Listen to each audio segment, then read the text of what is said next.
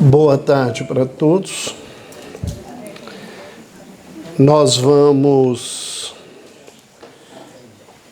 falar um pouco sobre esses 50 anos, os últimos 50 anos, essa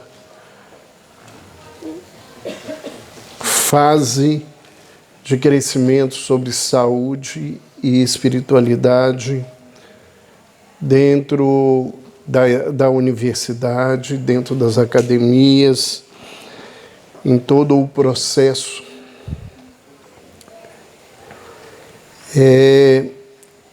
A gente vê o crescimento, a evolução da temática quando nós observamos um congresso como esse,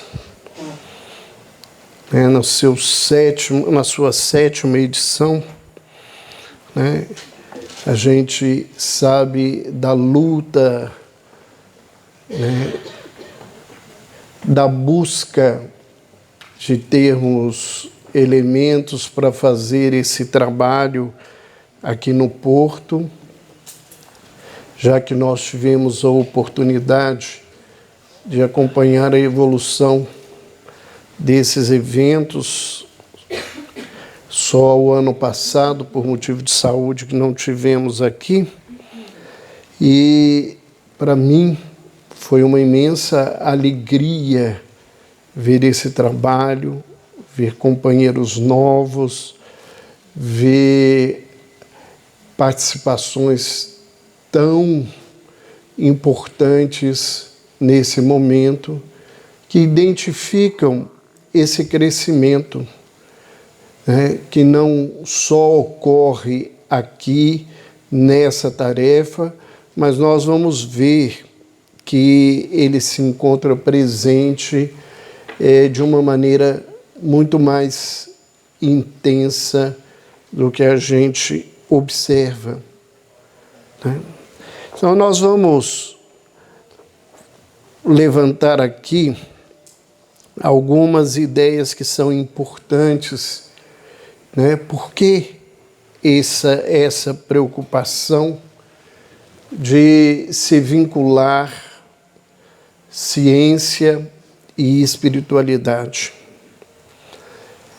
Na verdade, a ciência médica foi separada das questões espirituais há muito pouco tempo, há muito menos tempo na história.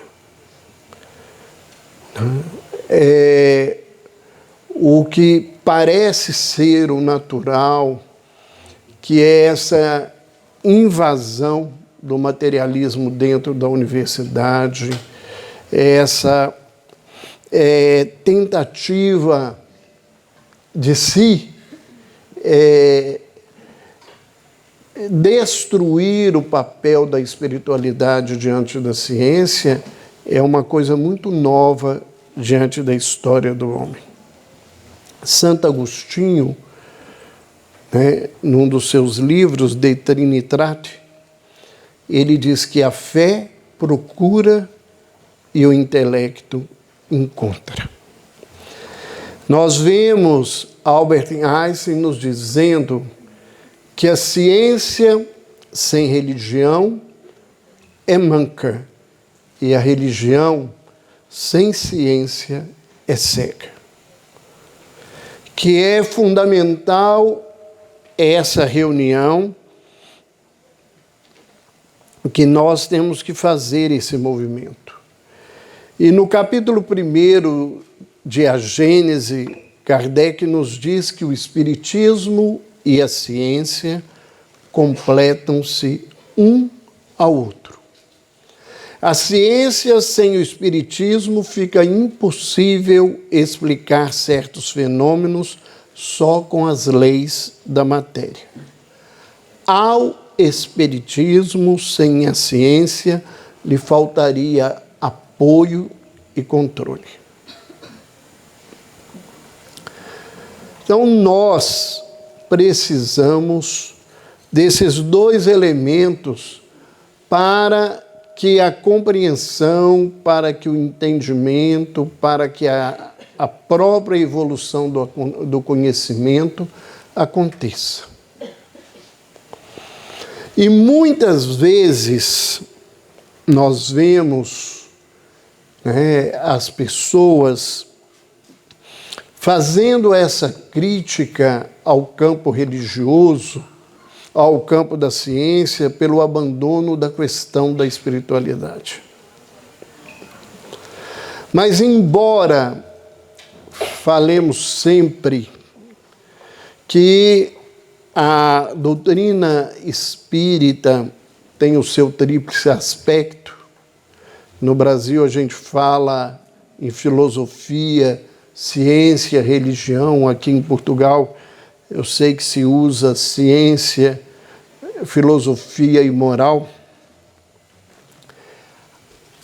O próprio Espiritismo, né, não a doutrina em si, mas o movimento religioso, se esqueceu desse aspecto científico da doutrina, da utilização da metodologia científica para um trabalho mais profundo, para esse papel que nós devemos exercer e que muitas vezes não fazemos.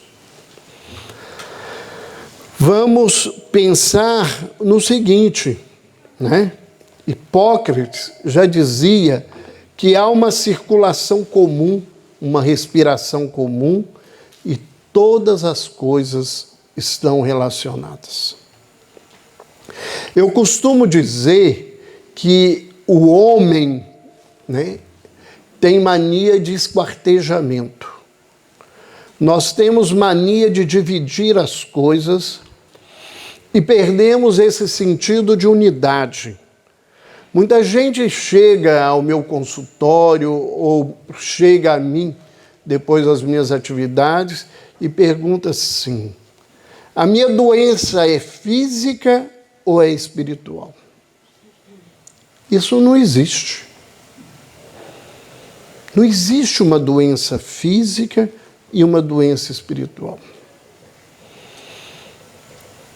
Essa divisão, ela pode nos ajudar pedagogicamente a compreender algumas coisas. Na verdade, toda doença, para quem está encarnado, ela é espiritual, ela é emocional e ela é orgânica. Todo adoecimento humano se reflete em todos os aspectos da vida. Quando um médium se desequilibra do ponto de vista do processo obsessivo, ele leva isso para o seu emocional durante o dia e isto vai refletir no orgânico da sua vida.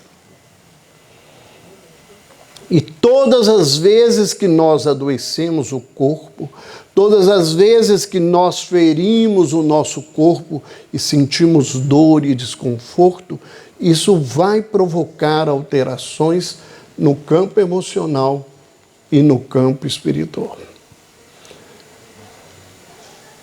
Nós somos uma unidade. E mais do que uma unidade, nós somos uma individualidade dentro desse processo.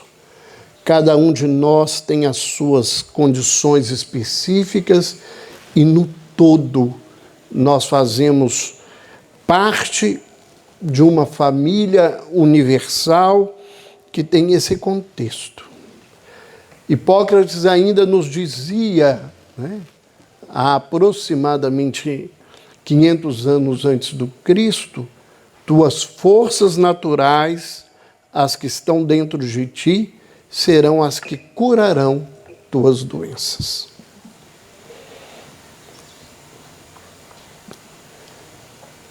Então, tudo aquilo que a gente falou aqui esses 2 dias, cada um dentro da sua especificidade, cada um levantando, né, algo de especial, está dizendo disso. que a nossa cura, a nossa condição de mudança, ela mora em nós.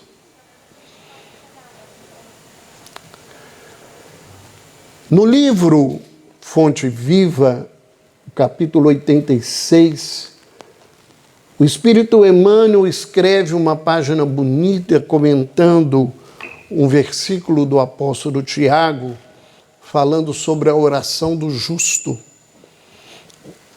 O capítulo tem como título uma pergunta: estás doente? É uma página belíssima. Quem tem o livro, ou quem puder, vai ter acesso a ele na mídia.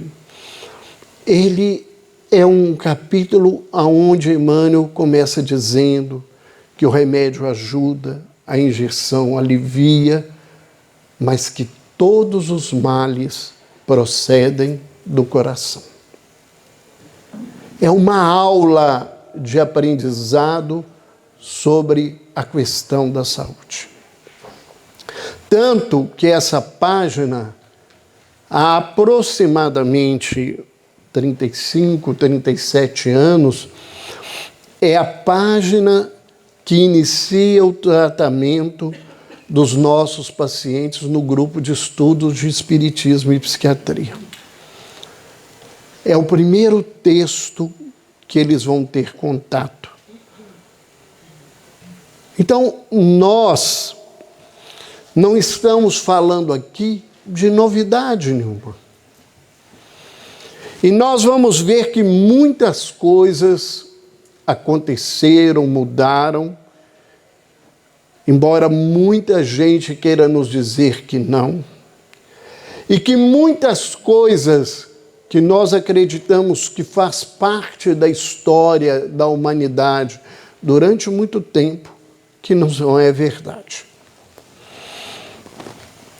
Então, vamos só para caminhar, fazer uma evolução do conceito de saúde e espiritualidade. Esse autor, Teixeira, em 1999, ele escreveu, falando sobre o tema, que a palavra espírito, vem do latim spiritus, que quer significar sopro de vida ou respiro, de respiração. E Rey, em 1993, nos traz essa citação de que Salus, também no latim, é inteiro, intacto, íntegro. Ou, no latim medieval, sanus, que é puro, imaculado, ou correto e verdadeiro. Assim, a gente tem, ao pensar em espírito e saúde, aproximações importantes do sentido entre si, quando, a partir das suas raízes etimológicas, do que se tem tomado os seus significados contemporâneos. Ou seja, a gente deduz daí uma relação quase direta e imediata entre ambos. A integridade e a pureza, ligadas à noção de saúde, seriam alcançadas e mantidas justamente graças ao princípio animador e vital ligado à espiritualidade. Então, quando nós falamos de saúde, quando nós falamos dessa espiritualidade que ultrapassa a questão de um credo religioso, nós estamos falando desse processo em que o ser vivente busca a pureza, a integridade para viver e para se colocar.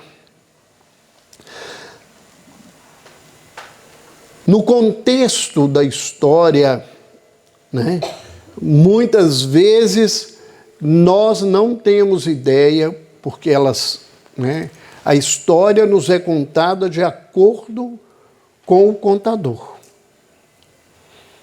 E chega-nos a nós as informações que grupos majoritários ou grupos intelectualmente majoritários querem nos dar.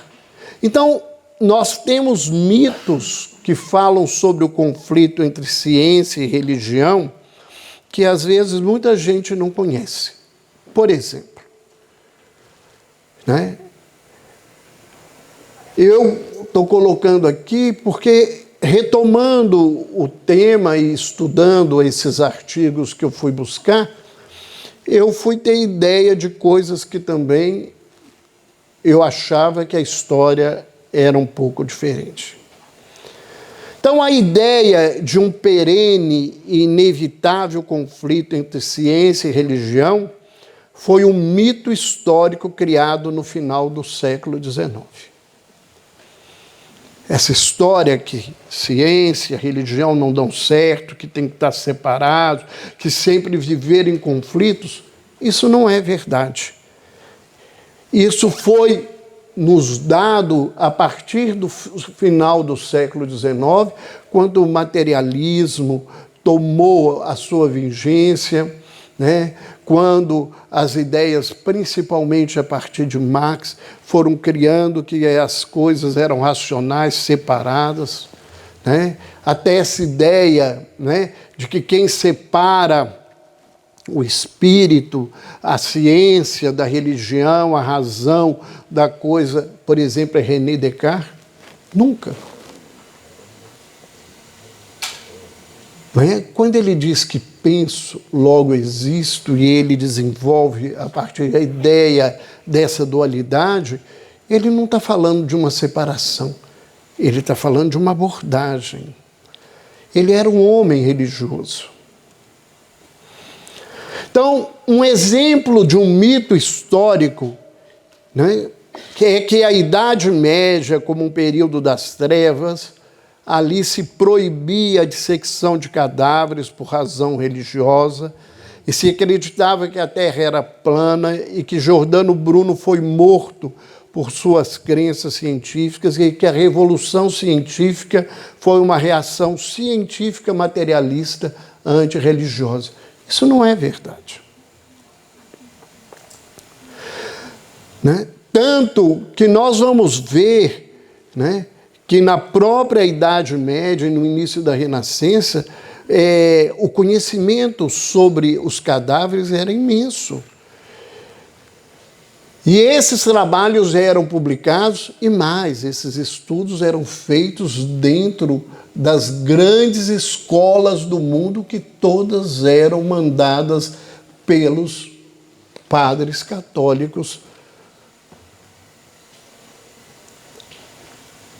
E que criaturas, às vezes, que foram consideradas mortas e sacrificadas por causa das suas ideias ou suas descobertas, o foram porque elas questionaram determinados paradigmas da igreja que não interessavam à igreja que fossem discutidos pelos homens. A maioria dos fundadores da ciência moderna, Bacon, Descartes, Galileu, Kepler, Newton, Boyle, eram religiosos e tinham motivações religiosas para promover a revolução científica e conduzirem as suas pesquisas. Eles acreditavam que, estudando a ciência, eles iam entender a linguagem, o pensamento e a vontade divina. O conflito, então, entre religião e ciência parece ser, aí está errado a palavra, parece ser uma exceção histórica de um período que vai do final do século XIX ao século XX e início do século XXI. Vamos rapidamente falar em alguns conceitos para a gente ter uma ideia, né? Esses conceitos, eles foram bem estudados e reavaliados nesses 50 anos. De religião, que é um sistema organizado de crenças, práticas, rituais e símbolos destinados a facilitar a proximidade com o sagrado e o transcendente. Nós temos a espiritualidade, que é uma busca pessoal pela compreensão das questões últimas acerca da vida, do seu significado, da relação com o sagrado e o transcendente, que pode ou não conduzir o homem a uma vivência religiosa tradicional. Essas colocações estão no livro do Koenig sobre religião e saúde. Um livro de 2001. Nós ainda vamos buscar outro termo, que é a religiosidade, que diz sobre o nosso envolvimento religioso e o reflexo do envolvimento na vida da pessoa. O quanto que isso influencia o seu cotidiano, os seus hábitos e a sua relação com o mundo. Então, hoje, há uma preocupação muito grande nesses últimos anos da gente diferenciar essas coisas. Religião é rótulo. Tem muita gente que se diz religioso e não tem nenhuma vivência. Religiosidade é o que eu pratico a partir da minha religião. E espiritualidade é como eu busco a ética, como eu busco, né, a fraternidade, os aspectos ecológicos da vida, independente de ter uma religião ou não. E há uma palavra muito importante hoje nas pesquisas, né, que é uma palavra inglesa, que diz coping, que tem um papel central na relação entre religiosidade, espiritualidade e saúde. Ela não tem uma tradução clara para a língua portuguesa, mas é um conjunto de estratégias utilizadas por uma pessoa para se adaptar às circunstâncias de vidas adversas ou estressantes. Então, a maioria das pesquisas procuram avaliar esse coping. Procura avaliar as estratégias que nós encontramos na religiosidade para ter saúde. Ou, ainda, um outro lado, que é o coping negativo, que muitas vezes essas estratégias, em vez de darem saúde, podem promover doenças. Nós vamos trazer aqui, né, algumas colocações que não são ideias nossas, né, são baseadas num artigo chamado Panorama das Pesquisas em Ciência, Saúde e Espiritualidade, que são de 2 autores brasileiros e que são, no Brasil, as 2 maiores referências em saúde e espiritualidade que nós temos no momento, e são considerados no mundo, respeitados no mundo.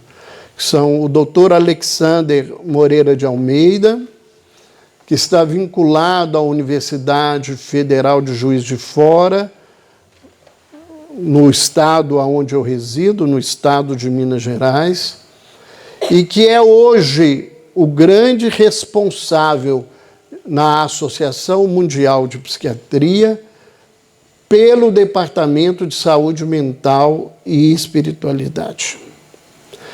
E o Dr. Giancarlo Lucchetti, que é também professor da Universidade de Juiz de Fora, e que hoje, até por causa das grandes responsabilidades que o Alexander tem, é o menino dos olhos de todo mundo que anda fazendo mestrado, doutorado em espiritualidade no Brasil. São todos dois espíritas. O Alexander nasceu em família espírita e tem um trabalho muito grande. E o Giancarlo é um dos grandes discípulos, uma das grandes crias, como nós dizemos no Brasil, da doutora Marlene Nobre. Né? O doutor Alexander Moreira foi, em 2012,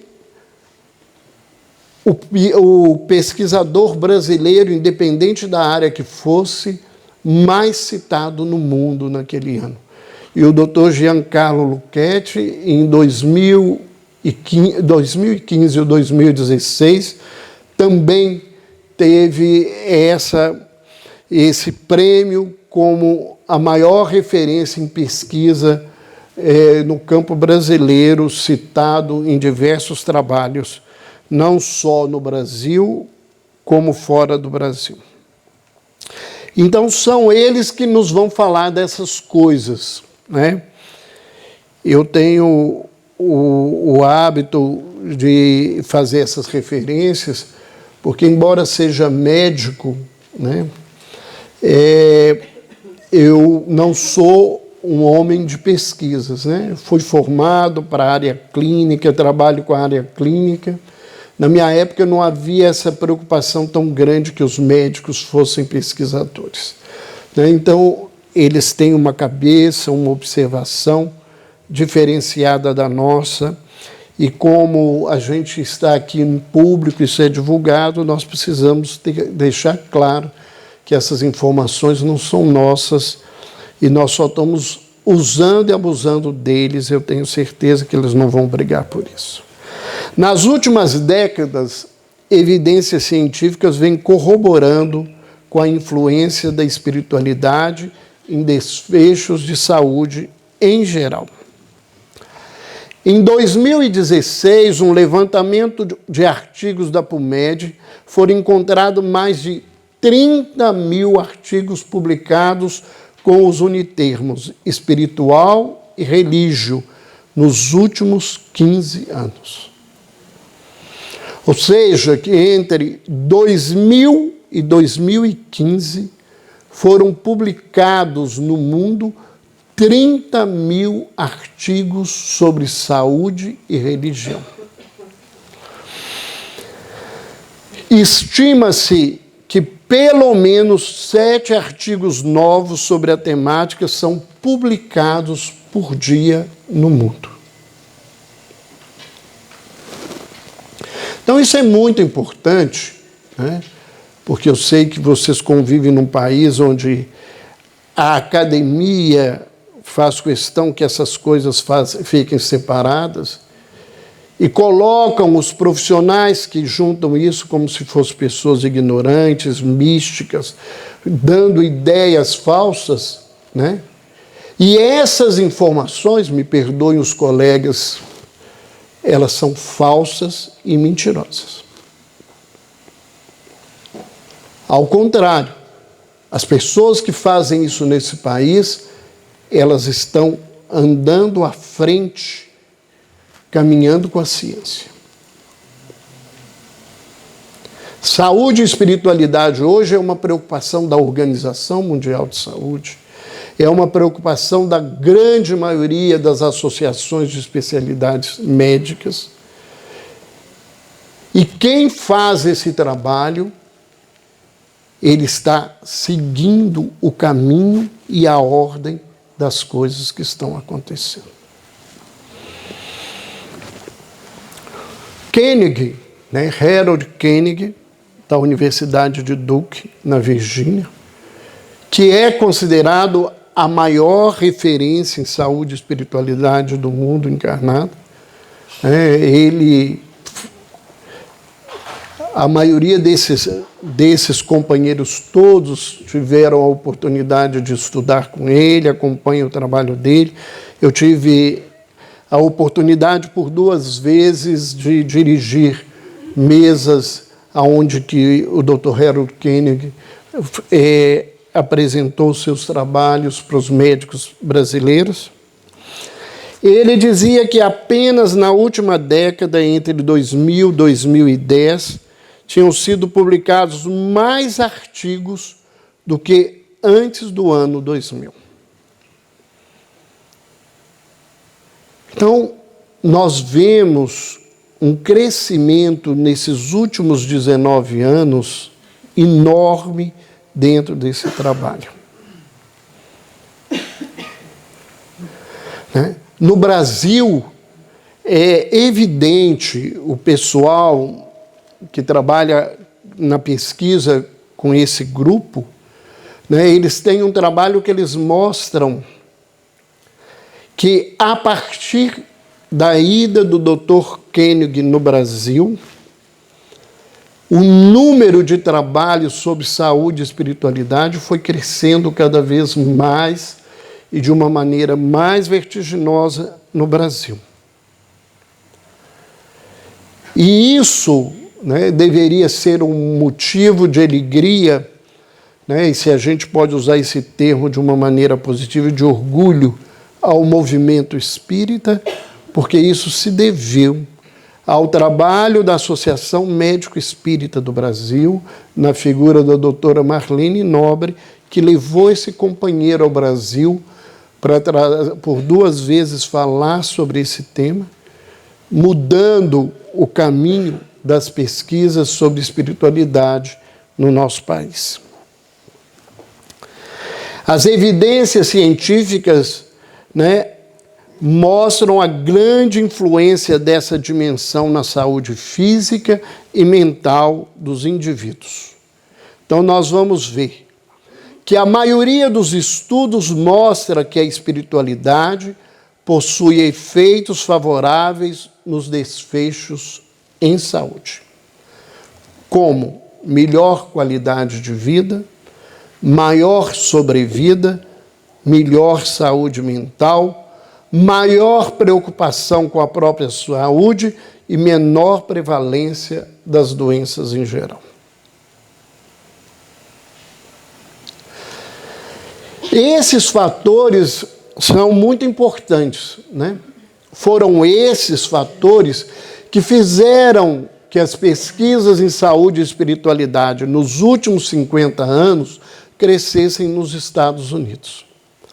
Não porque eles estavam preocupados com qualquer aspecto religioso, não é isso. Na verdade, o que estava ali acontecendo, é que o Estado americano descobriu que, se utilizando da espiritualidade, eles gastariam menos dinheiro com saúde pública e passaram a investir em pesquisa. Então, nem que seja por causa de uma preocupação econômica, eles fizeram esse trabalho e abriram esse espaço. A religião e a espiritualidade podem também ser negativa e estar associada a piores desfechos, como pior saúde mental e maior mortalidade, principalmente se estiver associado a pensamentos punitivos. Deus está me castigando, Deus não me ama, entre outras coisas. Então, nós temos que ter imenso cuidado nessa situação. A identificação da forma como o paciente utiliza sua relação em religião e espiritualidade, positiva ou negativa, é essencial para a prática clínica do profissional da saúde. Então, nós temos que entender como que o indivíduo se relaciona com Deus. E mais do que isso, nós, como religiosos, precisamos ter o cuidado de não promover essa ideia na cabeça das pessoas, para que as pessoas não piorem as suas situações de saúde. Essa forma de lidar com a coisa, ela se transforma numa situação complicada e negativa. Os estudos relacionados à saúde mental e bem-estar tem resultados positivos em pelo menos 80% dos artigos publicados. Não é uma ideia da nossa cabeça que as coisas ajudem. 80% das publicações mostram que essa relação é positiva e ajuda na saúde das pessoas. As evidências contrastam, a visão de alguns psiquiatras no início do século XX, que acreditavam que a religião estaria associada às neuroses. Até o próprio Freud. Que é entendível que o Freud achasse que religião fazia adoecer, né? Se tem uma religião que adora castigar, é a religião judaica, né? O Deus deles, uma coisa que Deus dele não sabe é o que é amor. Ele sabe o que é chicote, né? E o que ele aprendeu foi neurótico. E, infelizmente, nós somos judeus reencarnados em muitas vidas e continuamos usando isso muitas vezes de forma inadequada, trazendo essas ideias ruins. Eu costumo dizer que no Brasil, na primeira parte do século XX, historicamente, nós tivemos um diagnóstico de doença que não tinha no mundo inteiro. Porque os psiquiatras no Brasil, que se acreditavam serem as sumidades, criaram a loucura espírita. Diziam e propagavam para todo lado que espírita era louco, deveria ser colocado nos manicômios, serem fechados e colocados em como é que fala? Correntes, de tal loucura e o mal que a gente fazia, quer dizer, eu não estava lá na época, né, mas que os espíritas faziam para os brasileiros. Tal forma que isso acontecia, né?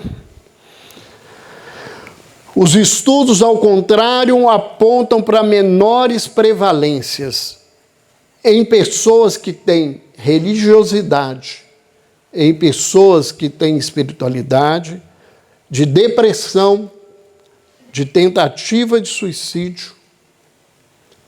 Para quem não sabe, um dos maiores copings positivos na tentativa de suicídio é religiosidade e espiritualidade.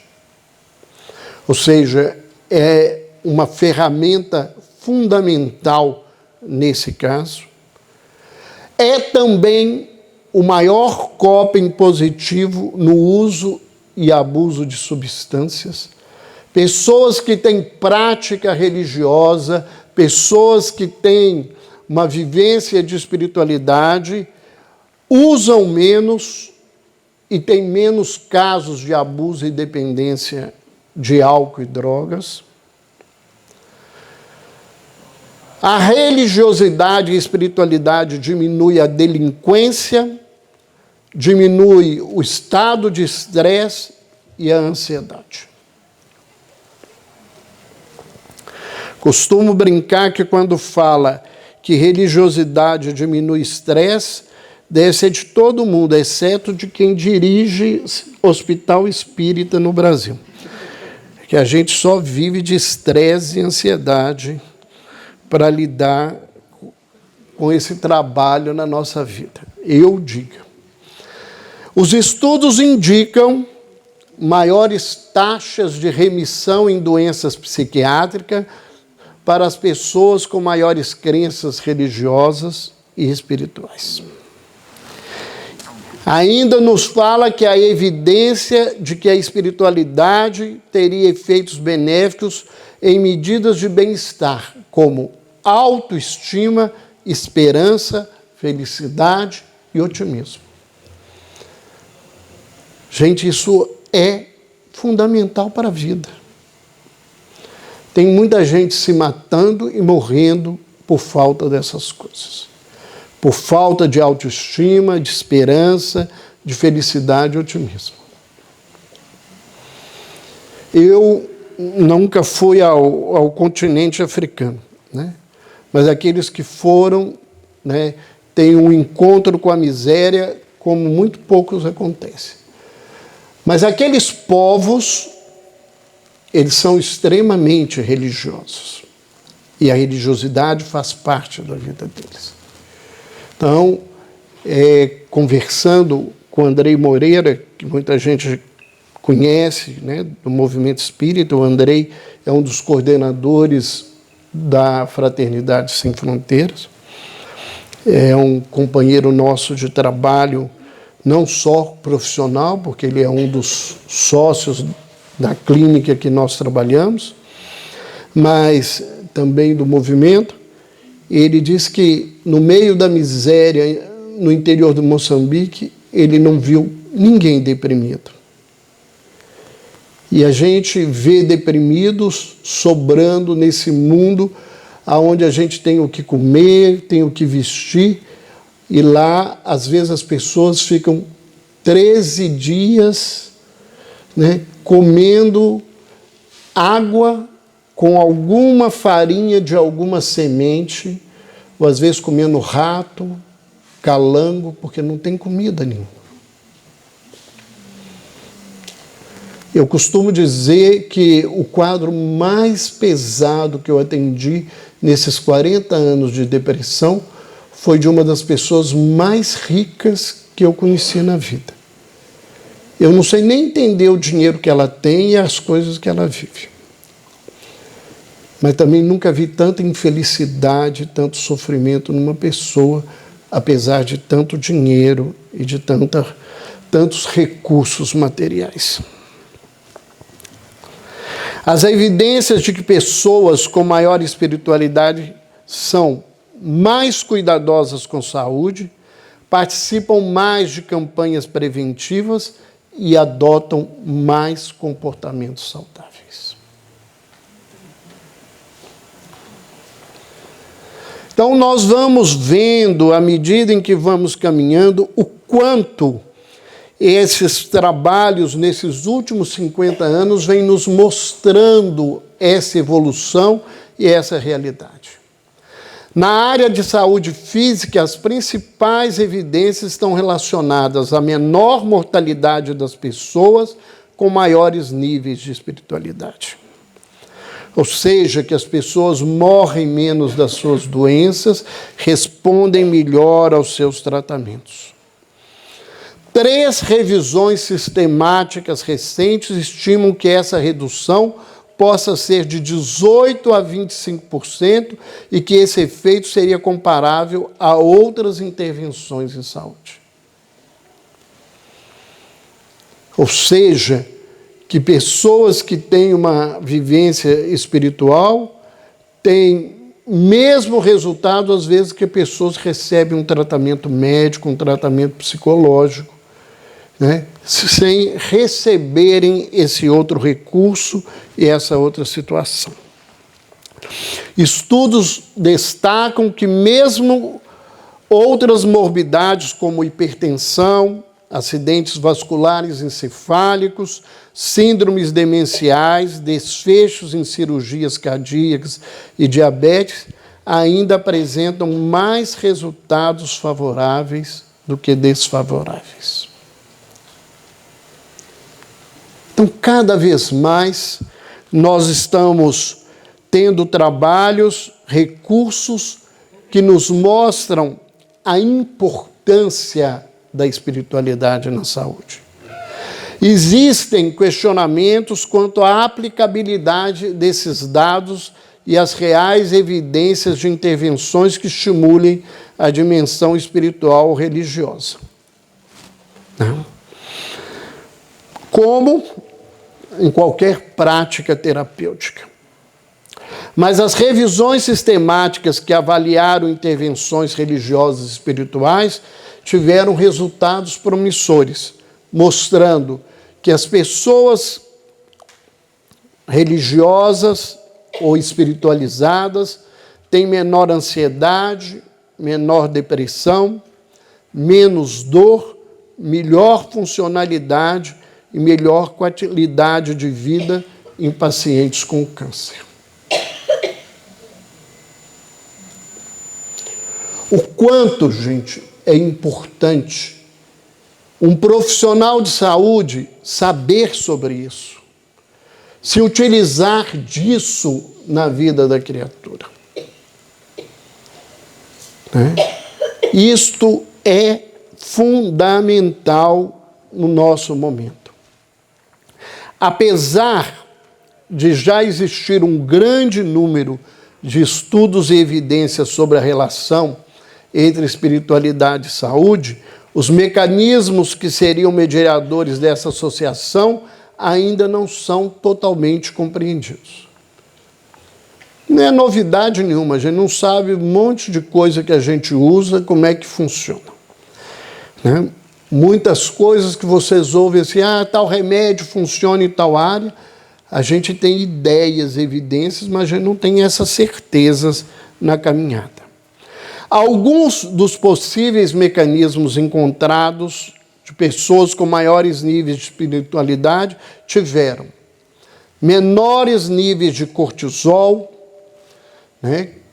A cortisona que estimula o indivíduo, faz com que a pessoa fique num estado de defesa e é um elemento presente no estresse, de proteína C reativa que demarca as alterações inflamatórias, as questões do fibrinogênio, que também demarca, né, as alterações doentias do indivíduo, ou seja, que essas pessoas, quando examinadas, têm menos esses resultados. Maiores níveis e menores decréscimos de CD4 e da carga viral em portadores de vírus HIV, né, da SIDA. Maior controle autonômico, ou as pessoas, então, ela tem maior controle neurovegetativo da vida e tem menor reatividade pressórica, ou seja, que a pressão sobe menos ou diferencia menos quando elas são submetidas a algum tipo de estresse, a algum tipo de situação. Então, nós estamos num momento, né, de crescimento dessas pesquisas. Hoje, no Brasil, nós temos, de todos os lados, de todas as maneiras, ligas de saúde e espiritualidade surgindo nas diversas escolas de medicina. Universidades que já têm cursos, né, lato sensu, de pós-graduação em saúde e espiritualidade. Há poucos meses, a Sociedade Brasileira de Cardiologia, através de um grupo de estudiosos liderados por um dos cardiologistas mais respeitados do Brasil, né, que é o Dr. Álvaro Azevum, que é membro da Associação Médico Espírita do Estado de São Paulo. Eles fizeram e criaram, né, o Departamento de Espiritualidade e Saúde Cardiovascular na Associação Brasileira de Cardiologia. E a grande maioria dos congressos de especialidades no Brasil hoje tem essa matéria e são cursos, aulas, palestras muito procuradas nesses eventos, mostrando o interesse de todo mundo. Então eu queria, caminhando para interromper a nossa fala, dizer da importância da mudança da abordagem do homem. Quando a gente fala de espiritualidade, a gente está falando de um espectro de manifestações do ser muito maior do que a gente pode imaginar. E não há como tratar de ninguém tratando só de uma parte. Porque nós não somos partes. Nós somos um todo.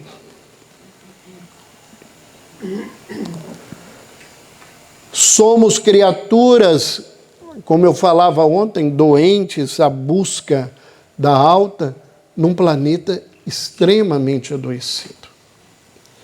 Não tem como a gente falar de felicidade, falar de harmonia, falar de paz de espírito, num planeta cheio de guerra, de conflito, de fome e de miséria. E isto, dentro do campo da ciência, tem sido cada vez mais uma preocupação. Então, a gente vê, já em 1994, aconteceu o primeiro Congresso Mundial de Transdisciplinaridade.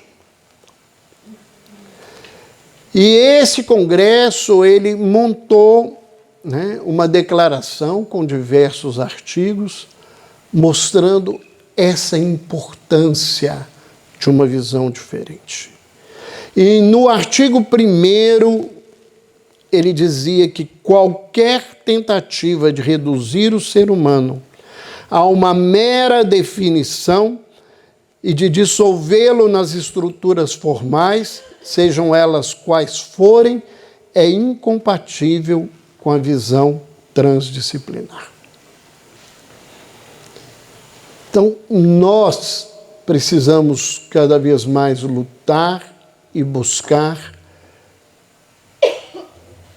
que os consultórios médicos, as instituições médicas, elas abordem o tema, porque isso faz parte da realidade das pessoas. No seu artigo 2º, ela diz: o reconhecimento da existência de diferentes níveis da realidade, regido por lógicas diferentes, é inerente à atitude disciplinar. Qualquer tentativa de reduzir a realidade a um único nível regido por uma única lógica não se situa no campo da transdisciplinariedade. Então, é muita gente que está brigando para que esse tema caminhe de uma outra maneira. E nós, né, lembramos aqui ainda esse artigo 13º, que diz que a ética transdisciplinar recusa toda atitude que recusa o diálogo, a discussão, seja qual for sua origem, de ordem ideológica, científica, religiosa, econômica, política ou filosófica. Porque o homem é isso tudo. Nós não somos partes, nós somos um todo. E nós estamos aqui convidados a falar sobre saúde e espiritualidade, para que a gente, plantando em nós cada vez mais essa ideia, alguns plantando a semente dessa ideia, a gente seja um propagador e um divulgador desse contexto. Eu gostaria de cumprimentar os nossos irmãos da Associação Médico Espírita do Norte de Portugal, pela coragem, pela persistência no trabalho, pela dedicação que a gente vê.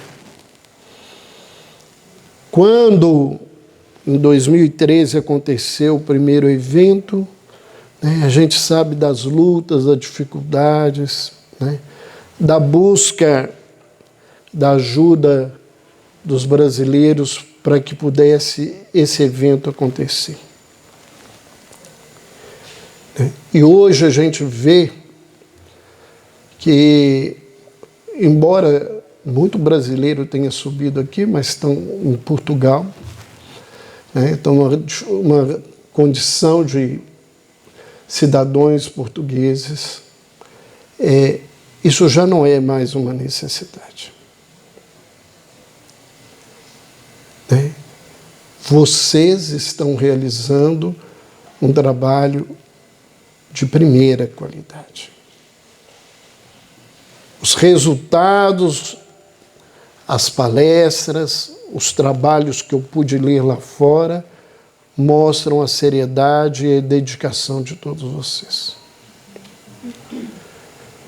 Né? Vocês chegam no 7º ano, que é o ano que a gente reencarna realmente, né? Com toda a capacidade de fazerem esse trabalho.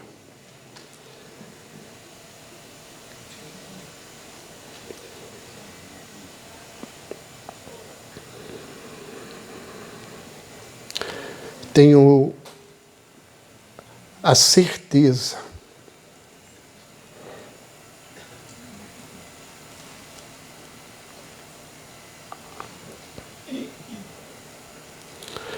de que a nossa doutora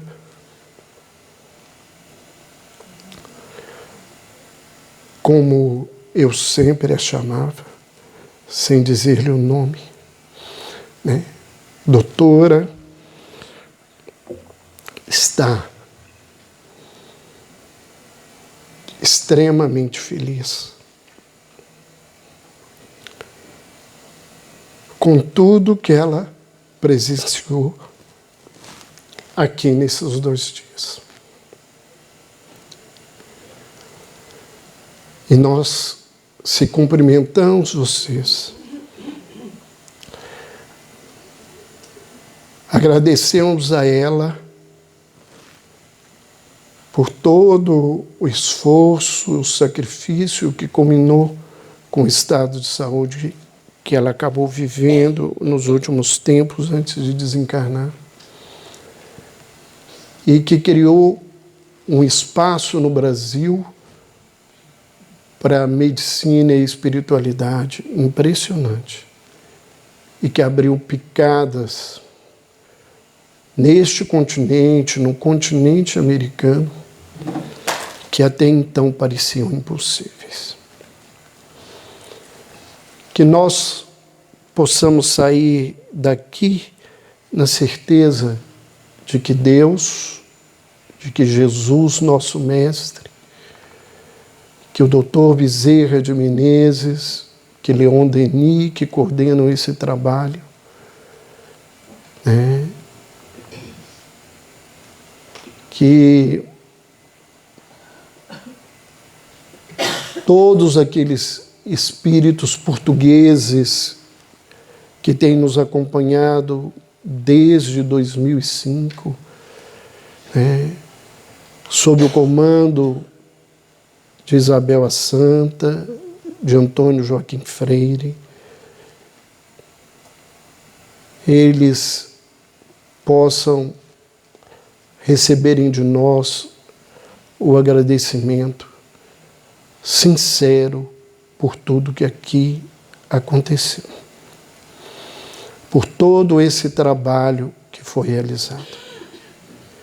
E mais uma vez eu queria encerrar dizendo a vocês: a única coisa que eu posso, no meu coração, dizer a esse povo que faz parte do meu espírito.